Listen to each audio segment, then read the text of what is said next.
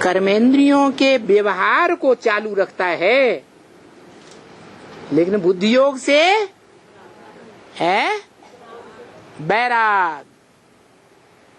यही बात गीता में भी बताई है। अर्जुन ने पूछा इस मन को कैसे कंट्रोल करें, तो भगवान ने बताया अभ्यासेन तो कौन्तेय वैराग्येन च गृह्यते। हे अर्जुन, बार बार अभ्यास करो। जो एक ही है सच्चा ज्ञान देने वाला, क्या क्या है? सच्चा ज्ञान देने वाला, सद्गति देने वाला, उस एक को याद करो। 63 जन्मों का जो और आत्माओं के साथ हिसाब किताब है, और वो हिसाब किताब हमने अपनी इच्छा से जोड़ा या जबरदस्ती जोड़ा है? इच्छा से जोड़ा। तो जिन आत्माओं के साथ हिसाब किताब जोड़ा है सुख दुख का, वो अपना हिसाब किताब लेने आएंगे या नहीं आएंगे? ये तो अंतिम जन्म है। इस जन्म के बाद तो कोई जन्म होने वाला नहीं है। तो वो आत्माएं अपना हिसाब किताब कोई न कोई रूप में लेने आएंगी। तो क्या करना है?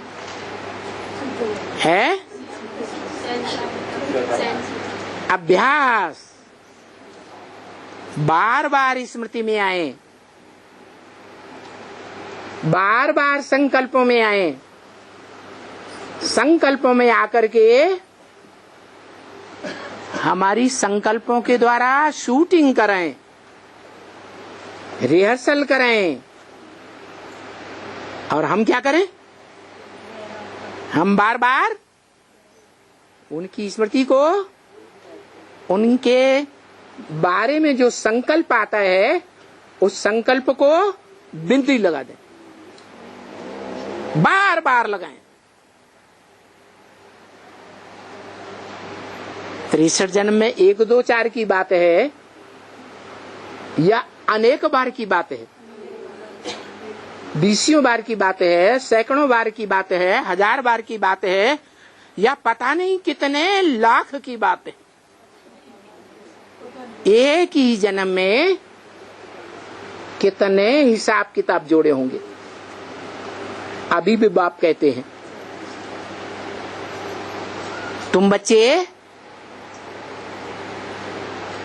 आंखों का जो व्यभिचारी लगाव है वो 10-20 बार दृष्टि की भूलें तो रोज ही करते होगे। अब बताओ, साल में 365 दिन और 50 बार का गुणा कर दो तो एक ही साल में कितना हिसाब किताब बन जाता है। तो क्या करना है? कोई की भी याद आए उन सब से वैराग भाव आना चाहिए। क्या? उनकी स्मृति ठहरनी नहीं चाहिए, 1 सेकंड में भगाना है। ऐसा बार बार अभ्यास करना है। और वो अभ्यास भी बार बार पक्का कब होगा? जब वैराग, उन आत्माओं से कोई प्यार न रहे, कोई राग न रहे। अगर प्यार आया, जैसे मान लो इस जन्म में भी बहुत सी आत्माएं हैं जिनके साथ बुद्धि योग जुड़ गया, जुड़ता है कि नहीं? ज्ञान काल में, अज्ञान काल में, लोहे की जंजीरों में, सोने की जंजीरों में बुद्धि फंसती है या नहीं फंसती है? अरे नहीं फंसती? फंसती है। तो हिसाब किताब बनाया ना है, समझ लो। चाहे इस जन्म के हो, चाहे पूर्व जन्मों के हो, वो सब धोखेबाज हैं। कितना भी प्यार दिखाएं, हम तुम्हारे बड़े हेजे हैं, हमसे ज्यादा तुम्हें प्यार करने वाला इस दुनिया में कोई मिलेगा नहीं। बिल्कुल विश्वास नहीं करना। क्या? एक शिव बाबा में अटल निश्चय, एक शिव बाबा ही कल्याणकारी है, बाकी सब अकल्याणकारी है। तो बताया, देखो वो सारे ब्रदर्स का गुरु, सारे ब्रदर्स का बाप, सभी स्टूडेंट्स का सुप्रीम टीचर, वो बाप भी है। क्या? ज्ञान का बीज तो बोलने वाला वो बाप भी है। वो हमारे अंदर ज्ञान का ऐसा बीज बोता है कि हमारी आत्मा को ये पता लग जाता है क्या कि इस ब्राह्मण जन्म में हम कौन से ऊंचे धर्म की रिहर्सल कर रहे हैं, कौन से ऊंचे या नीचे धर्म में जाने वाले हैं, कौन हमारा धर्म पिता है। हम किस बाप के बच्चे हैं? सूर्यवंशी बाप के बच्चे हैं, चंद्रवंशी बाप के बच्चे हैं, इस्लाम वंशी, बौद्ध वंशी, क्रिश्चियन वंशी के हैं, कौन से धर्म के हैं? हमें पता जरूर लगेगा। बाप के दिए हुए ज्ञान से, ज्ञान की व्याख्या से पता लगेगा। उस ज्ञान का कोई महत्व नहीं जो गहराई तक समझा हुआ न हो, समझाया हुआ न हो। हम उस ज्ञान को दूसरों को समझा न सकें, जिसकी रिहर्सल भक्ति मार्ग में भी हुई, अभी भी हो रही है।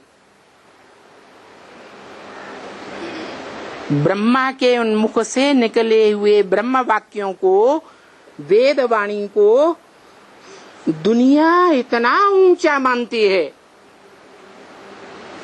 लेकिन क्या वेदों को पढ़ती है, पढ़ाती है, समझती है? ऋचाओं को पढ़ती है, समझती समझाती है? नहीं। यहाँ शूटिंग कैसे होती है?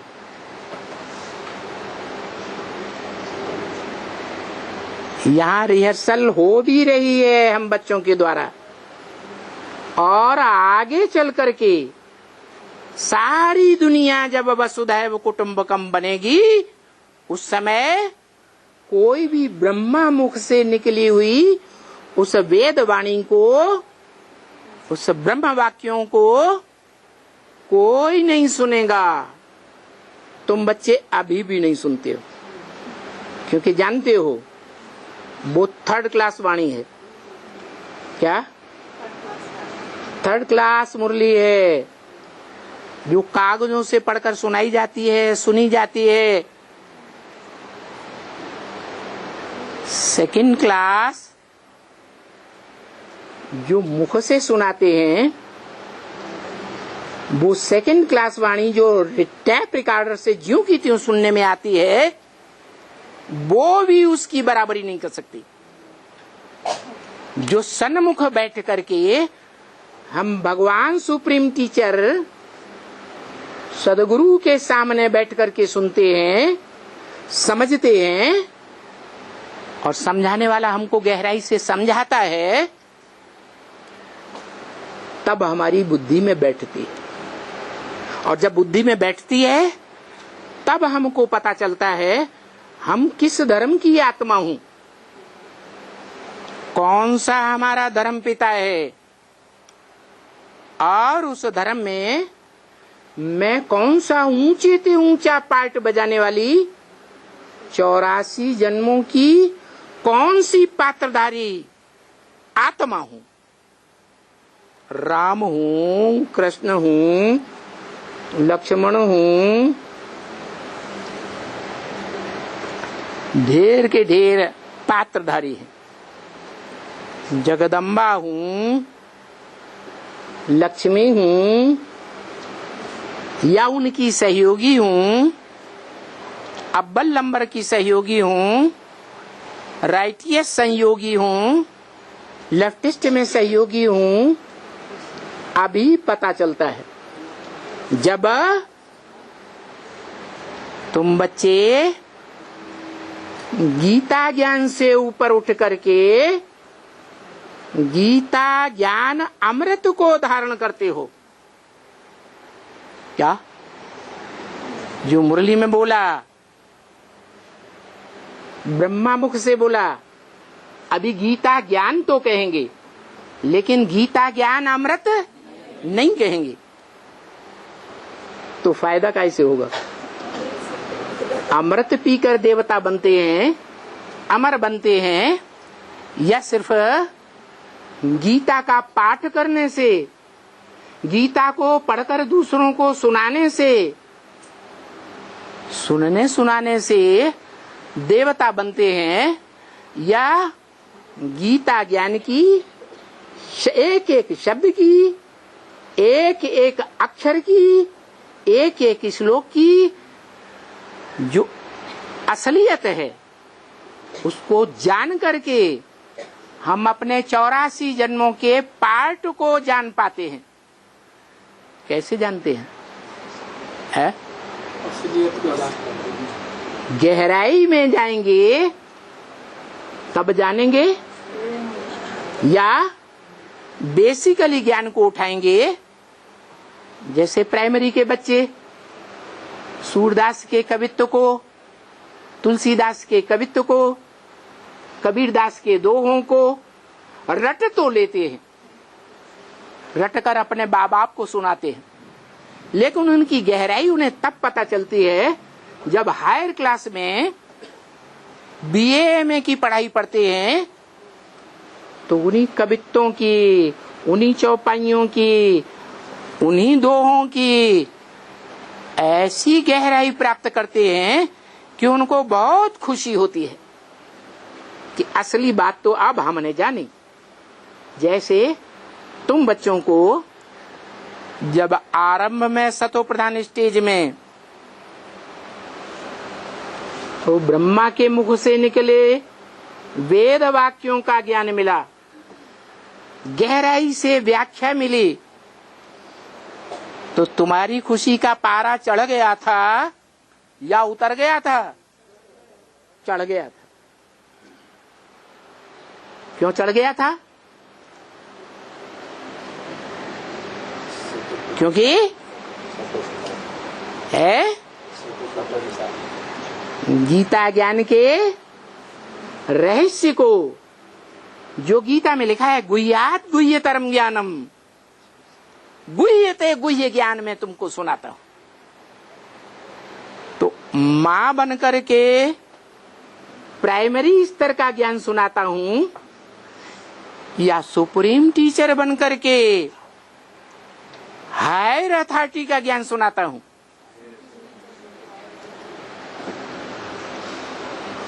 तो जो मुरलियां हैं वो ब्रह्मा के मुख से निकली वेद वाणी तो है। क्या? गीता ज्ञान तो है, लेकिन उनका विस्तार नहीं है, उसकी व्याख्या उन मुरलियों के एक एक शब्द की, एक एक वाक्य की, एक एक अक्षर की, एक एक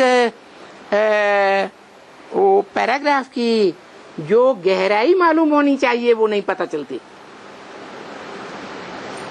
तो वो गहराई के लिए शास्त्रों में गाया हुआ है गीता में भी आया है, सांख्य योगौ पृथक बाला प्रबदंती ना पंडिता।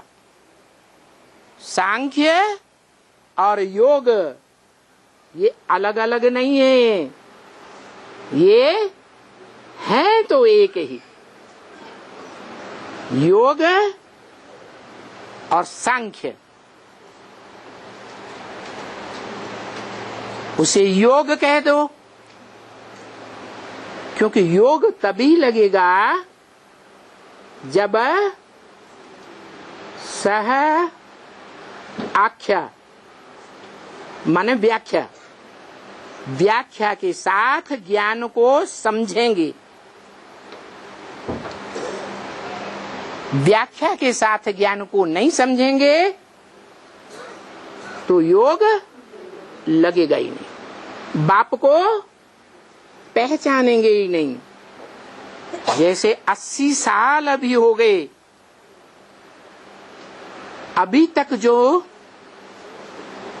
मुरलियां बेसिक में पढ़ाई जाती हैं, सुनी जाती हैं, और हम बच्चे भी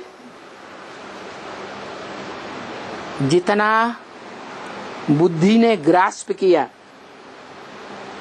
उतना उन मुरलियों की गहराई को नीमकी में खतरे की तरह अधूरा समझे हैं या संपूर्ण समझे हैं?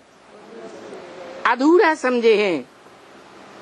इसलिए बाप अभी भी रोते हैं। बच्चे त्रिमूर्ति के चित्र को समझाओ, बाप का परिचय दो, बच्चे तिक तिक बहुत करते रहते हैं अपने अपने तरीके से, बाप का परिचय देते ही नहीं। तो क्या त्रिमूर्ति चित्र में ब्रह्मा कुमारियां जो ज्ञान दे रही हैं, एडवांस में जो ज्ञान दिया जा रहा है कि त्रिमूर्ति का चित्र यथार्थ नहीं है, तुम बच्चे यथार्थ चित्र बनाओ। तो बुद्धि में तो यथार्थ चित्र आया कि ब्रह्मा दाढ़ी मूछ वाला वो असली ब्रह्मा नहीं है, उसकी तो पूजा मंदिर मूर्तियां बनती नहीं। असली कौन है? उसका असली रूप है जगदम्बा, जगत की अम्बा, बड़ी ते बड़ी मां, जिसका तामसी रूप जब दिखाया जाता है तो महाकाली के मस्तक पर कौन विराजमान है? कौन है? चंद्रमा। वो ज्ञान चंद्रमा ही जब अपना वयोवृद्ध शरीर छोड़ करके कोई माता के तन में प्रवेश करके पाठ बजाता है, जो माता असुर संहारणी शक्तियों के बीच में सबसे बड़ी शक्ति गाई हुई है, इस दुनिया में जो भी असुर मात्र हैं सबका विनाश कर देती है। सारी दुनिया रावण संप्रदाय बन जाती है या कोई रह जाता है?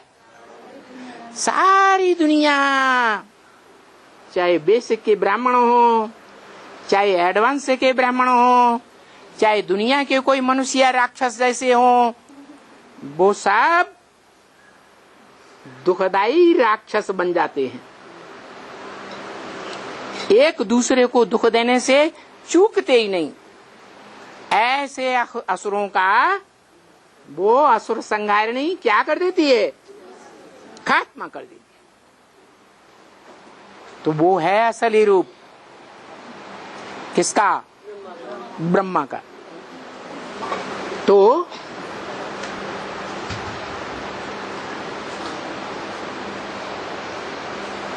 वो तो माँ है। क्या?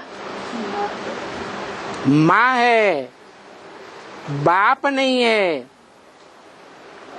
जो बाप भी है जिसने यज्ञ के आदि में ज्ञान का बीज भी डाला ब्राह्मणों में, जो अव्वल नंबर माता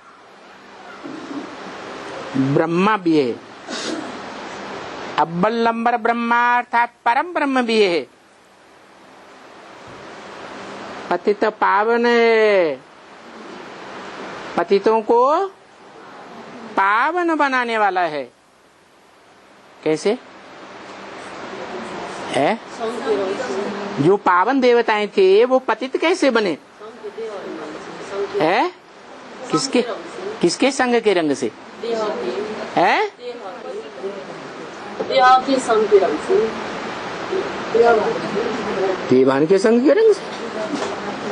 कौन देवभान है?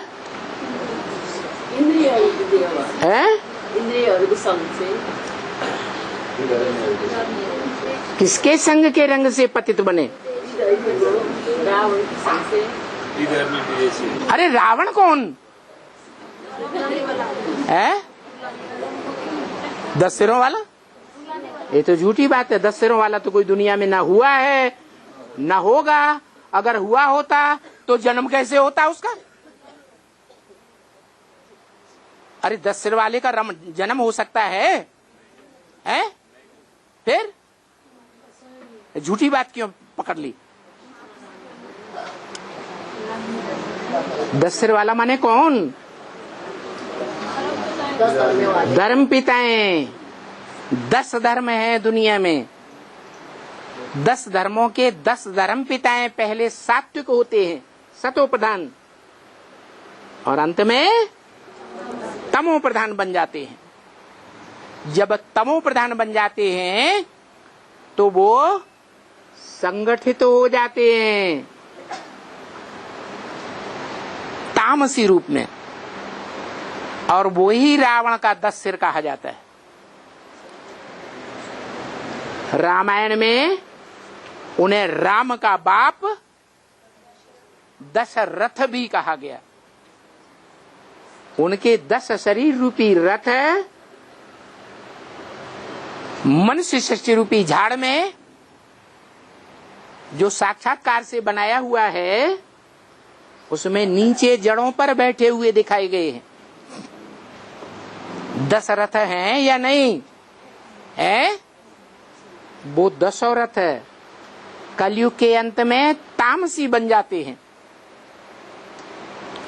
और उनका जो संगठन है वो ही रावण का रूप कहा जाता है।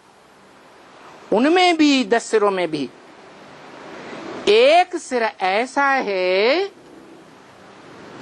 जो 10 सिरों का भी बाप है। कौन है? कौन है? है वो गधा है। गधे को कितना भी ज्ञान में स्नान कराओ फिर भी क्या करेगा? है क्या करता है?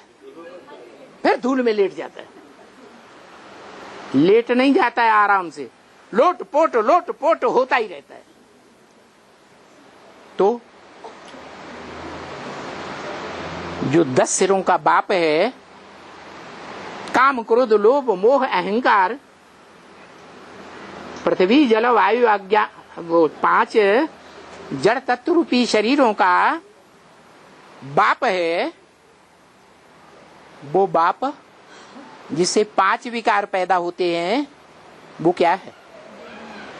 देवभान रूपी गधा है। क्या? वो देवभान रूपी गधा है।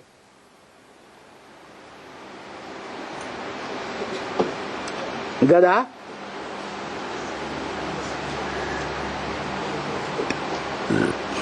गधा क्यों कहा गया है? अरे गधा अपने बाप को पहचानता है? जानवर है, बाप को कैसे जानेगा? उसे गधे के रूप में भी दिखाते हैं, उसे बैल के रूप में भी दिखाते हैं, उसे मन रूपी घोड़े के रूप में भी दिखाते हैं।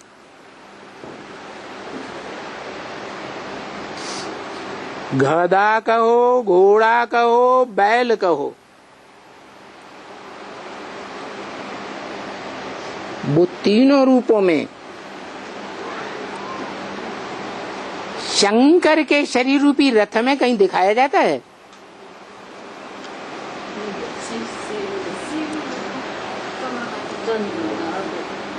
काम विकार की चरम सीमा भोगने वाला सर्प कहो,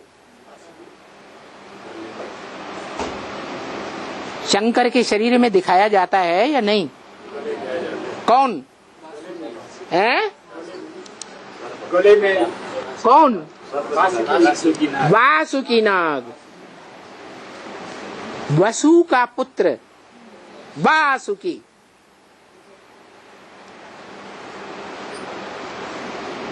भागवत में उसका नाम दिया है वासुदेव।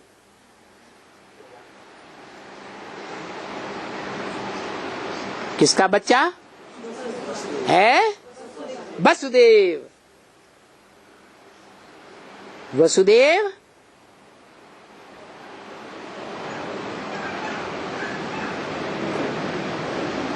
कौन सी जाति का था? है? यादव जाति का था।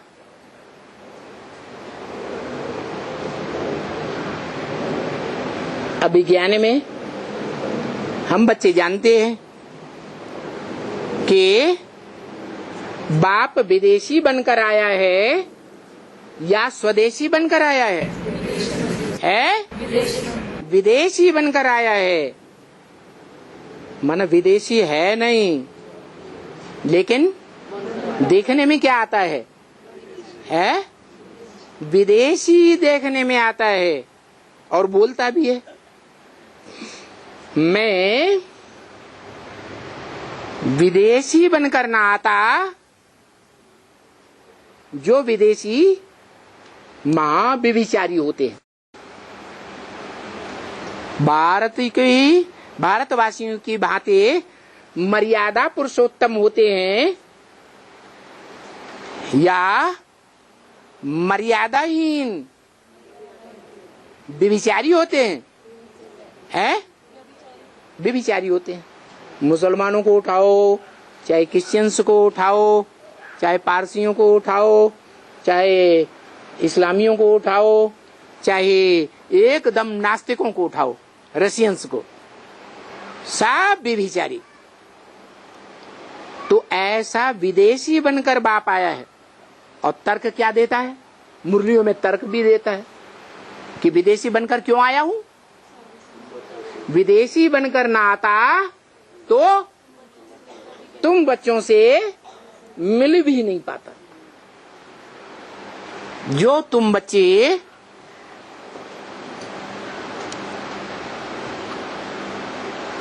बीज हो ना,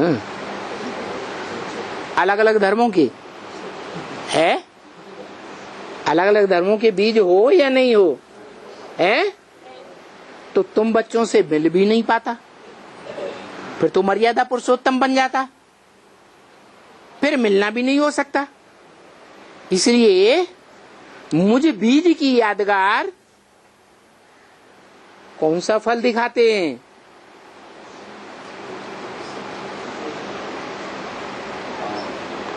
मैं विदेशी बनकर आता हूँ नहीं विदेशी। नारियल नाम क्या रखा? नारियल। रियल नहीं,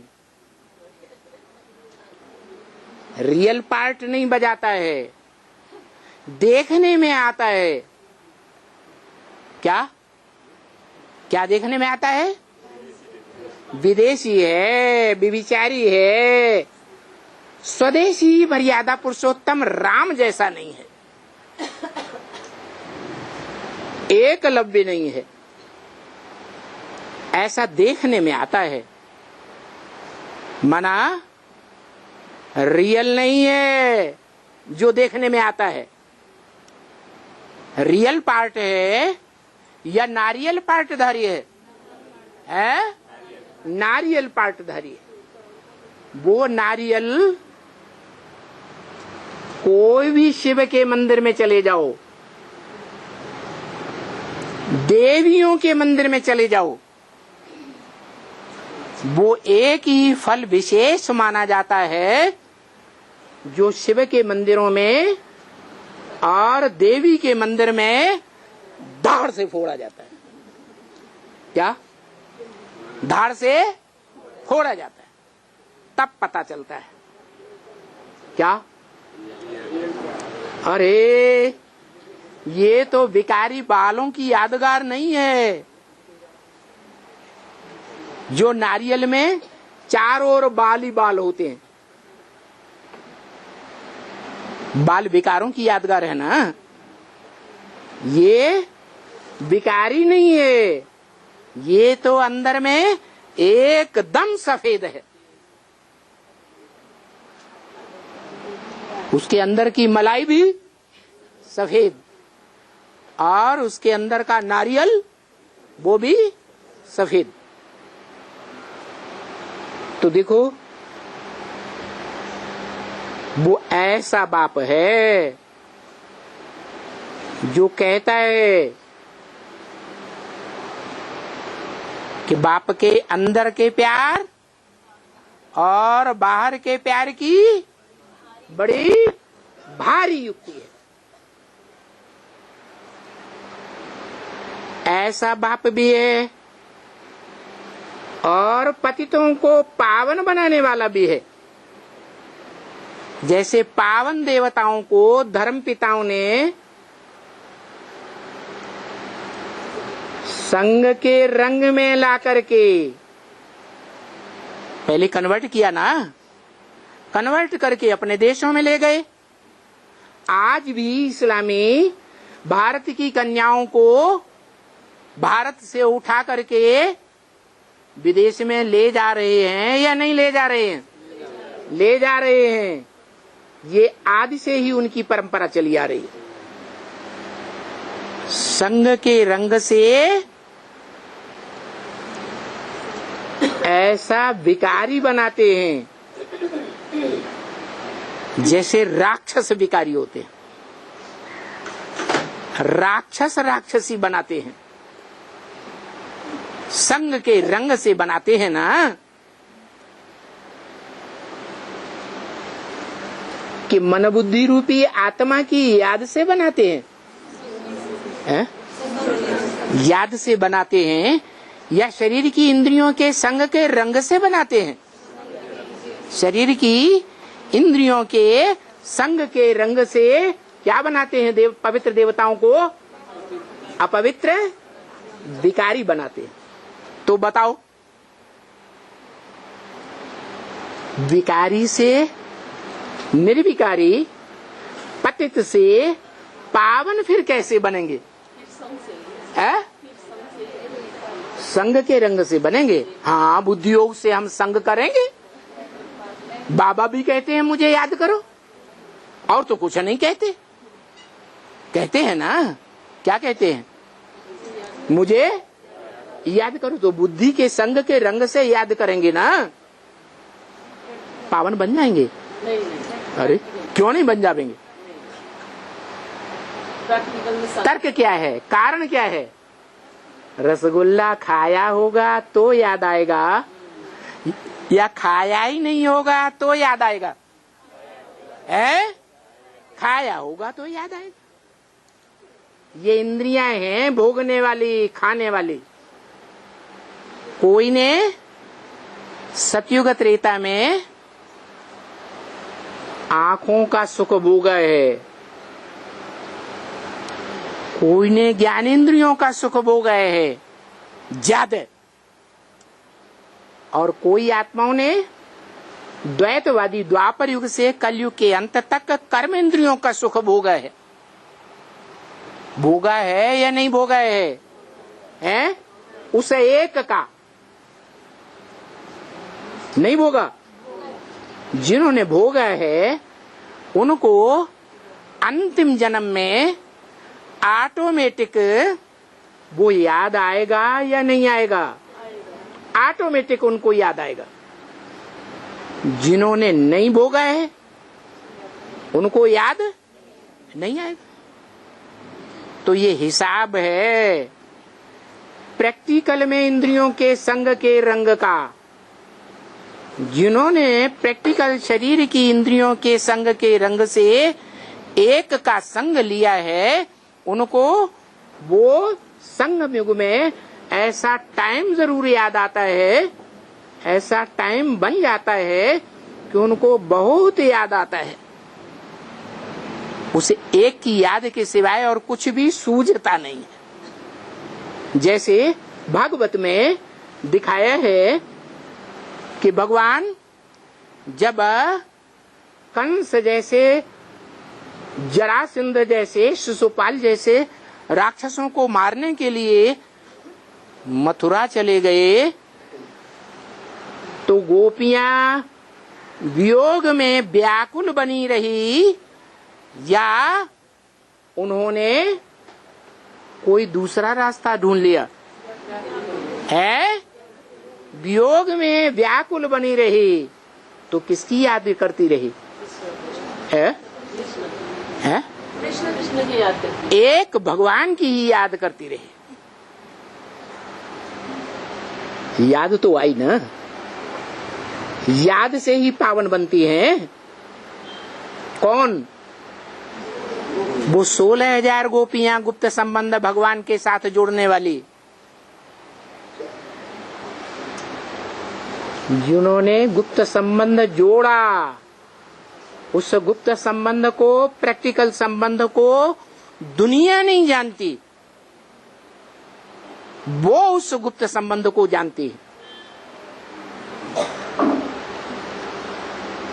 और बुद्धि योग से याद करके राजयोगिनी बने।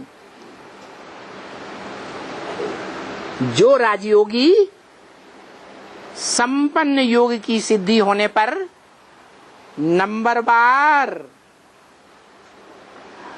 राजघराने के भांति बनते हैं। 84 जन्मों में राजघराने, राजाई करने वालों के घराने होते हैं या नहीं है? आज भी हैं या नहीं? भले 5 साल का प्रधानमंत्री है, उसका भी घराना होता है या नहीं है? संघ के रंग में आने वाले होते हैं प्रैक्टिकल में या नहीं?